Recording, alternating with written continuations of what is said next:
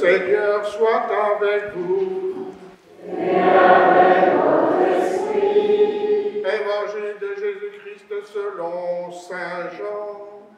Gloire à toi, Seigneur.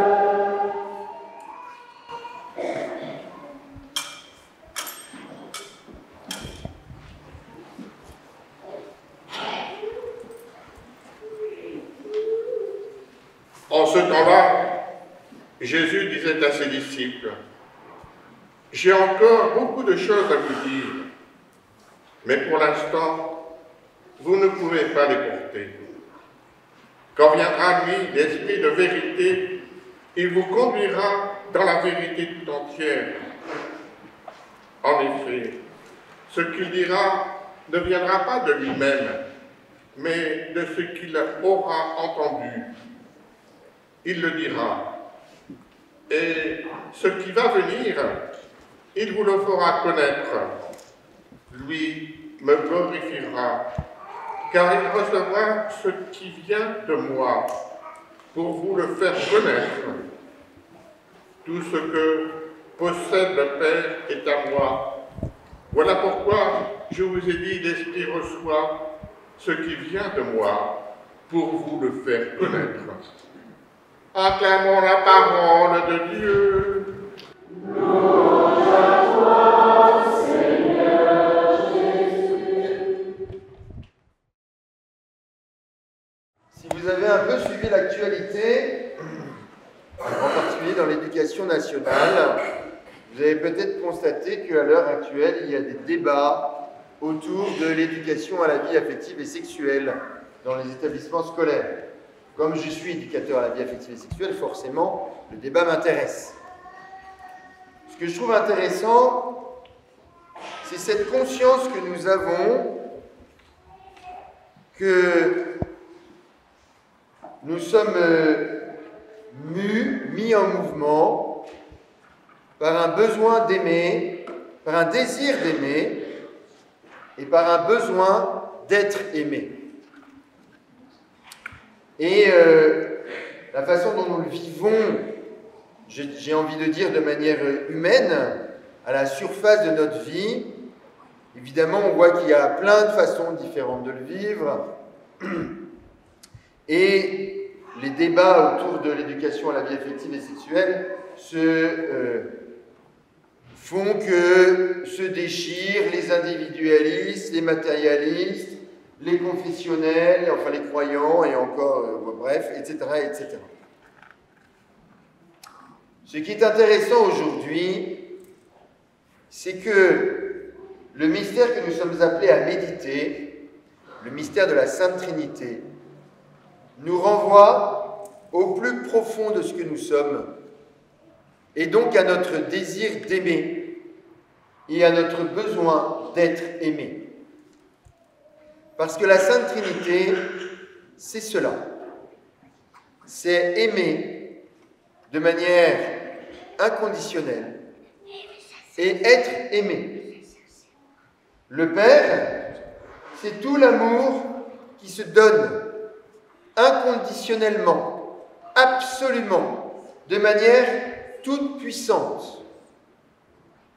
Le Père, il ne peut faire autre chose qu'aimer. Il est l'amour. Point. C'est tout. Il est cela, et il n'est rien d'autre que cela. Et donc son être, c'est d'aimer.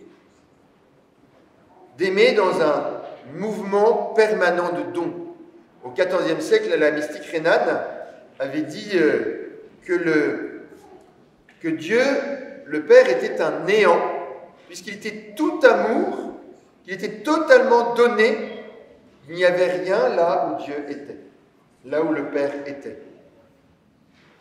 Pour dire comment nous cherchons à exprimer ce mystère immense d'un Dieu qui n'est qu'amour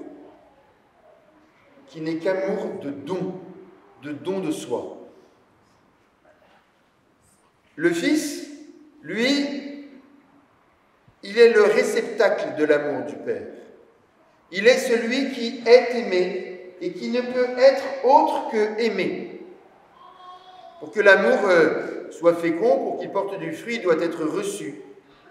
Et le Père se donne totalement, parfaitement, absolument, inconditionnellement, tout entier au Fils, qui le reçoit de la même façon, parfaitement, absolument, inconditionnellement, etc., etc. De la même façon, il le reçoit. Et cet échange d'amour entre le Père et le Fils étant absolument parfait, c'est cela, l'Esprit Saint. Cet esprit d'amour. Cet esprit d'amour que nous recevons en plénitude lors du sacrement du baptême et de la confirmation, et qui est renouvelé en nous en permanence à chaque fois que nous célébrons un sacrement. Dont la présence est redynamisée, revivifiée en nous par la célébration des sacrements de l'Eucharistie en particulier. Ce qui va se passer pour vous qui allez être baptisés, qui allez la communier pour la première fois, c'est cela. Vous allez être plongés dans cette spirale amoureuse qui unit le Père, le Fils et l'Esprit. Vous êtes plongés là-dedans. Vous allez découvrir combien il est beau d'aimer. Vous allez découvrir d'une manière encore plus parfaite combien il est beau aussi d'être aimé. Et vous allez expérimenter combien, lorsque nous vivons ce mouvement amoureux, notre vie progressivement se transforme et porte du fruit, dans un fruit qui n'est évidemment à notre niveau pas l'Esprit Saint, mais qui est quand même un fruit de l'amour, et qui de ce fait-là est habité par l'Esprit. Notre difficulté à nous, c'est que nous sommes dans une condition qui est marquée par le péché, marquée par une voie qui nous fait douter que l'amour dont nous sommes aimés est inconditionnel. Que si nous aimons comme le Christ nous l'a enseigné, comme le Père lui-même nous aime, dans un don permanent, dans un amour oblatif permanent, bien il y a une petite voix qui nous fait douter de « est-ce qu'on t'aime vraiment en fait ? Est-ce que tu es sûr de la réponse que tu vas avoir ? Est-ce que tu es certain que la personne qui te dit t'aimer t'aime pour ce que tu es ? » Cette petite voix-là, elle se greffe sur ce qui a été abîmé par le péché, notre confiance. Notre confiance en Dieu, notre confiance en nous-mêmes, notre confiance en l'Esprit Saint, notre confiance en notre prochain, pardon. C'est sur cela, sur cette blessure-là, que le péché vient distiller son poison, de nous faire croire que si nous n'allons pas chercher l'amour en force, alors nous ne l'aurons pas.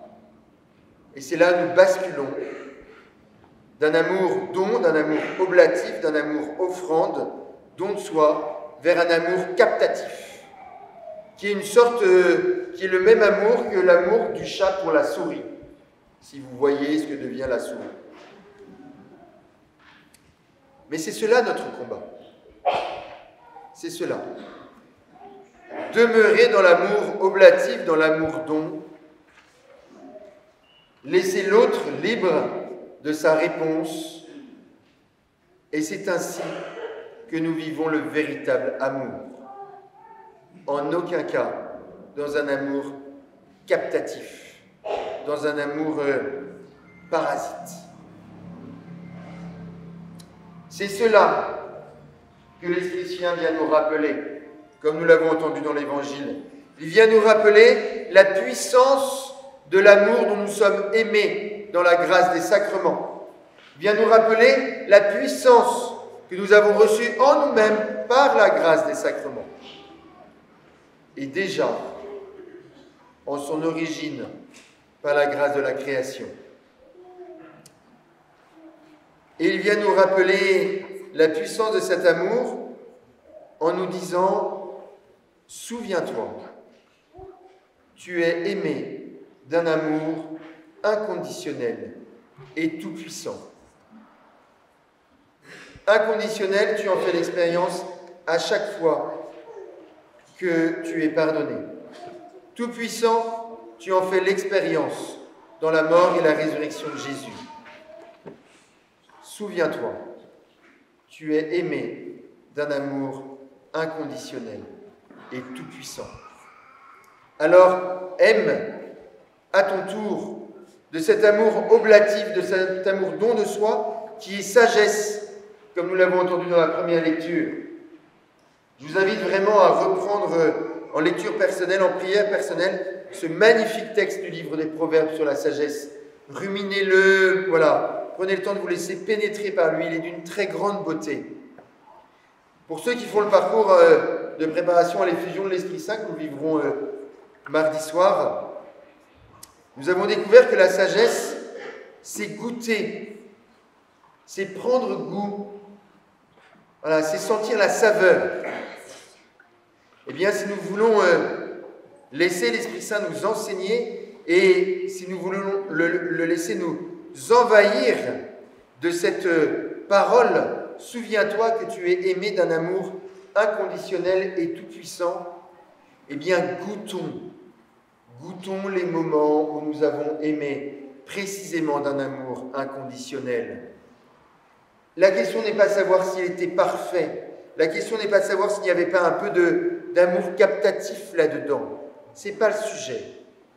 Le sujet, c'est goûter ces moments où nous apprenons à aimer de manière inconditionnelle.